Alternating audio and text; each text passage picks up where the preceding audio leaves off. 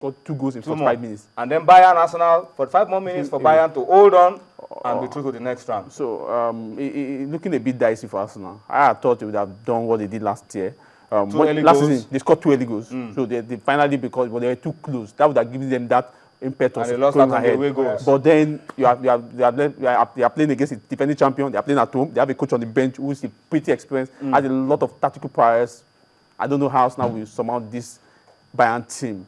But the Atletico Madrid game and AC Milan has already given up. But AC Milan can still do the impossible. 2 goals for AC Milan, and then the guy is all turned up. But let's take a look at what is happening tomorrow. Cosmos, we have big games as well lined up for tomorrow in the UEFA Champions League. And Barcelona against Manchester City, obviously one of the big games for tomorrow. Barcelona with a 2-0 advantage from the first leg. And then this one is as dead as a rubber. Paris Saint-Germain 4-0 over Bayer Leverkusen. I don't see how Bayern will go to France, to Paris, and upturn that advantage. What do you see, Cosmos, from these 2 games? Let me start from the PSG Bayer Leverkusen game. That game is just done. That game is done. PSG are as good as being in the next round. Then for the game between Barcelona and Manchester City, the both sides in the last couple of weeks have not particularly been in the best form of their life. Barcelona actually lost over the weekend. City also lost over the weekend, even if they won a League Cup like a week before. So it's really going to be a very interesting one, because you have to look at the fact that Barcelona are holding a 2 goals advantage, while Manchester City will try as much as possible to see if they can do the unthinkable at the Nou Camp. So it's really going to be a very interesting game. Player for player, the both teams have team in depth and all that, but for Barcelona, as Messi is not particularly top-notch, he's not playing. He actually vomited in midweek of last week. And for Manchester City, something happened on Sunday. It showed that if Yaya Toure is not playing, the Manchester City is not playing. So the both sides, I want to see which team can really come up and really show that, yes, we're getting our form back. Is it going to be Barcelona with 2 goals advantage, or Manchester City, doing the unthinkable and seeing if they can upturn that 2 goals deficit that they face? All right, let's read a few comments on Twitter before we go on a break. Ken Akpos, at Ken_Akpos, says, Abia Warriors should not go to Meduguri for the game against El Kanemi. That's what he's saying. Fred Alabi, at Fred Alabi says, if I were a player of Abia Warriors, even if my team and my jersey goes to Meduguri, I won't go. That's what he says. Joy Forever 74 says, it is important for Abia Warriors to go to Meduguri since other teams have been going. That's what he says, unless they want to forfeit 3 points, 3 goals. Last year, everybody went to play Meduguri. Yeah. There was no case.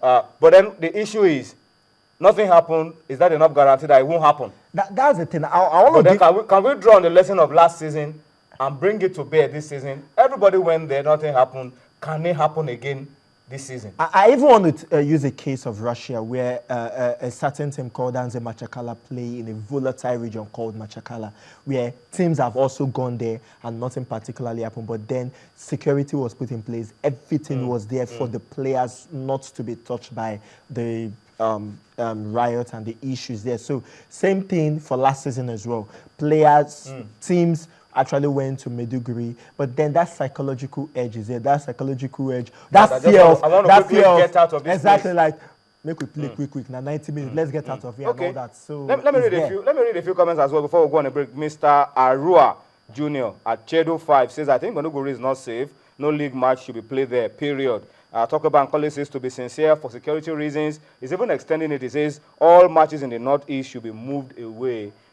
to safer zones. Wuli Tolani Omotayo at Emmanuel Tayo says, that place is not safe.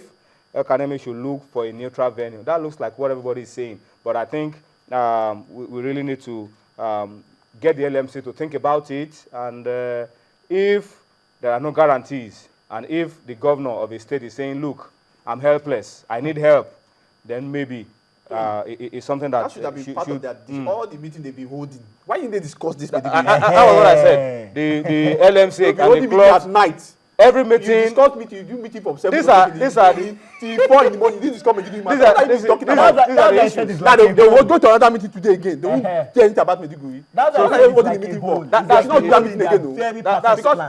they should go there and play because they didn't discuss the matter. They should have Hold sorted on. matter That out. they did not discuss it doesn't mean No, we should. because the the players are not the ones that thing- will bring it to the fore. I understand your point, but the issue is, what kind of meetings do we have? What kind of issues do we trash out? Because these are the key issues.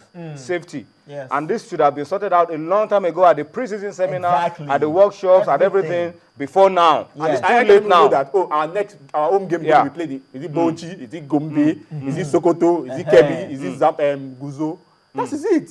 Okay, let's move on and take a look at grassroots now. Lagos Metro Pro League. Remember, a couple of weeks ago, we had someone who came in here and talked to us about the Lagos Metro Pro League.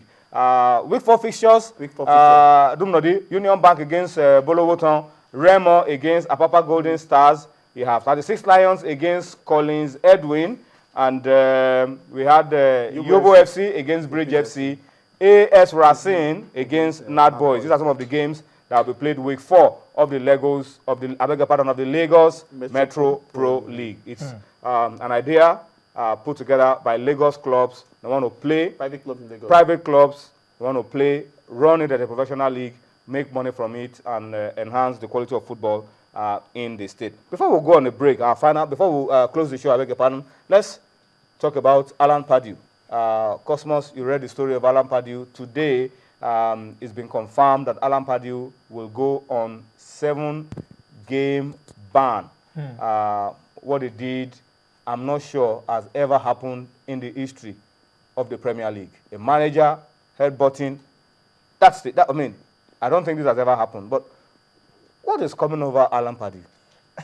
I can't really say this has never happened before, where a manager cannot keep his cool against an opposing player. It's so unfortunate. But then he knew that what he did was wrong, and He apologized immediately. almost immediately, and He got probably sent off in this game, for Of example. course, Got of sent course. off. Because what he did is unimaginable. very unthinkable. It's something that shouldn't have happened. You know, why would you headbutt an opponent, a player, not even a fellow coach, a player? So we've seen it. We've seen it. It's so wrong. It's so wrong. And him doing this is like seriously, I'm still thinking about it. I saw this game and I was like, why will he do something like that? You know, it's so unfortunate. It's embarrassing for him. Embarrassing. But then it's not the first time. Anthony Conte of Juventus was banned for 10 months. You know, and he was still the coach of the team. So, but then at this point of the season where you have about 10 matches, 9 matches to go, you know, you're missing out 7 and you're already. missing out 7 You're already. out So for the- it's really going to affect Newcastle. So, well, Let's wrap it up on that note by saying that if it was a player, you would say a player gets injured and is out for the rest of the season. But for a coach, 7-game ban, when there are 9 games remaining, the coach could also be said to be that's out like 6 weeks. for the rest of the the season. We have to wrap it up on that note and say thank you to you for watching Sports Tonight this Tuesday. We'll be back tomorrow with a bigger and a better package. But let's leave it with some highlights of tennis and then wrap up the show on that note. Thank you for watching. Bye-bye.